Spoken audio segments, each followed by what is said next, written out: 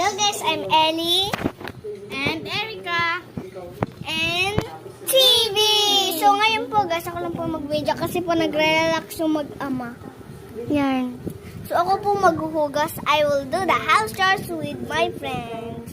I'll shout out po kay Valdevia sa nag-subscribe sa amin.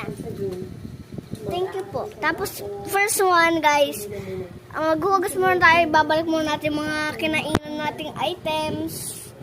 So let's go. First, nababalik natin thermos. Jump, jump, jump. Tapos, Skyflakes.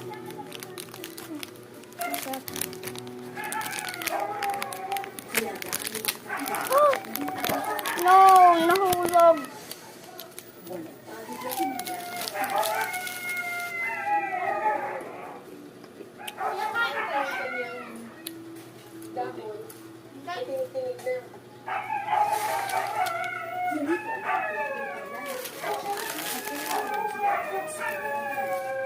Pero disiplina ang bata, kaya lahat kami nagpapatulong. Ako nga ang nasa ilalim.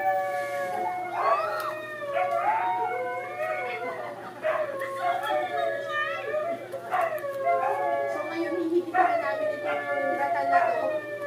Yun nga lang, natatakot ako doon sa mga tinik. Isa! Kuya, yung tinik po, tanggalan natin muna. So kada hila ng gano'n, kailangan tatanggalan muna ng tinik. Kasi kung hindi, pag hila mo ng ganyan, baka pumunta sa mukha mo yung yung tinik. Ready? Pwesto!